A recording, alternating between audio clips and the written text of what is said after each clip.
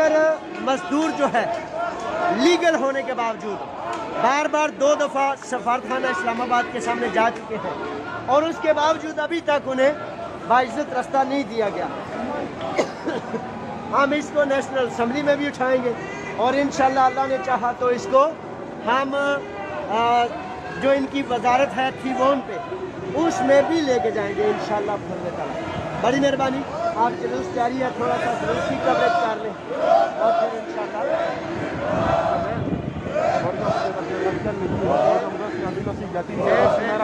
जारी रखिए। Σήμερα είμαστε εδώ γιατί είμαστε εργατική τάξη και είμαστε όλοι μαζί. Αυτό είναι απαράδεκτο η κυβέρνηση να απαγορεύει, δηλαδή αν είναι δημοκρατικό σύστημα, τότε πώς μπορούν να απαγορεύσουν φωνή του ένα εργάτη. Ένας απλός εργάτης έχει πάρα πολλά πράγματα, οι γιατροί, οι δικηγόροι, οι δάσκαλοι, όλοι είμαστε σήμερα για να πούμε όχι αυτά τα μνημόνια που κάνουν για να κόβουν δικαιώματα μας. Γι' αυτό είμαστε εδώ και θα παλέψουμε και θα νικήσουμε. Ευχαριστούμε πολύ. Ευχαριστώ. ये मुख्तलिफ टीवी चैनल हैं जो इंटरव्यूज ले रहे हैं कि हम यहाँ आज क्यों हैं, तो इसलिए हैं डॉक्टर्स, प्रोफेसर्स, वकला और साथ साथ तंजीमें, मजदूर फेडरेशन और जितने भी हत्या के अस्पतालों से लेकर यहाँ इसलिए हैं क्योंकि हम ये कहते हैं कि अगर जमहूरियत में मजदूर को बोलने का हक ना दिया जाएगा तो डिक्टेटरशिप तो 1970-72 में टूट चुकी थी। ये वो मामला है जिसकी वजह से अब हम यहाँ मौजूद हैं।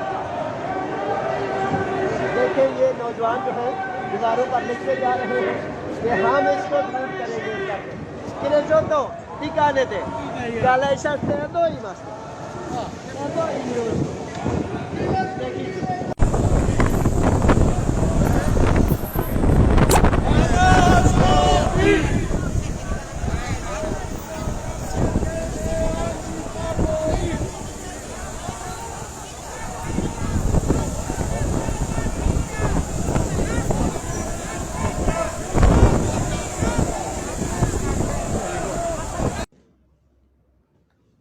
अल्लाह के नाम से जनाब अपनी बात का आगाज करता हूँ। अभी अभी हड़ताल से, जुलूस से, बड़ी इमरजेंसी से दौड़ते दौड़ते दफ्तर पहुंचे। वहां मकसद ये था, अब पैगाम असल में ये है कि जुलूस में हम क्यों शामिल हुए अपने 7 साला भाइयों के हक के लिए कि उन्हें 1 साल से रोका गया है और हम हर उस प्लेटफार्म पर जाएंगे, आवाज बुलंद करेंगे जहां हमारे भाइयों के हक के लिए रास्ता बनता हो।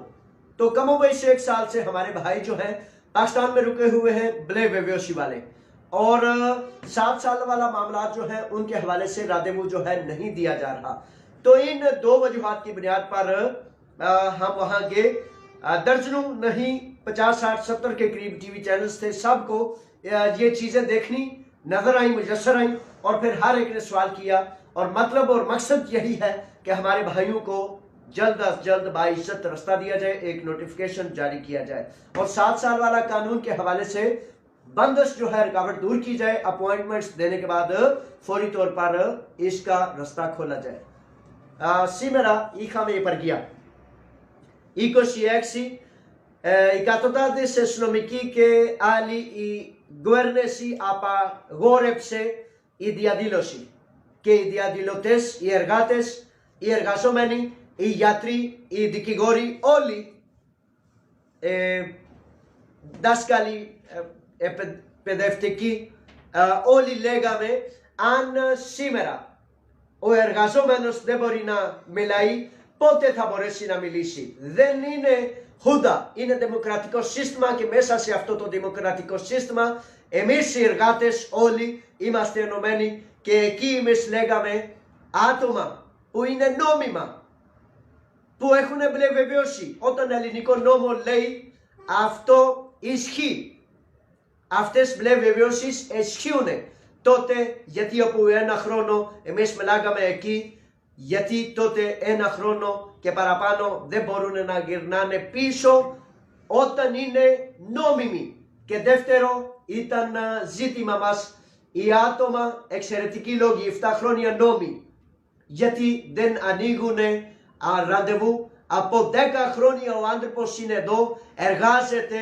εκατοντάδες άνθρωποι, χιλιάδες άνθρωποι και δεν μπορούν να έχουν ένα ραντεβού εξαιρετικοί λόγοι. Αυτό το νόμο παγώσανε. Γιατί? Αυτά είναι ρατσιστικά πράγματα και θέλουμε άμεσα να υπάρχει λύση, άμεσα να έρθουν οι που έχουν βεβαίωση και άμεσα να μπορέσουν να καταθέσουν τα χαρτιά που έχουν εξαιρετικοί λόγοι. Ευχαριστούμε πολύ. Σήμερα αντιδέ εργατικό κέντρο ΙΚΑ, οι εργαζόμενοι, οι γιατροί, δικηγόροι, όσοι ήταν εκεί, οι δάσκαλοι, ευχαριστούμε σε όλους και είμαστε όλοι μαζί μέχρι να νικήσουμε, μέχρι να έχουμε η νίκη μας. Ευχαριστούμε πολύ.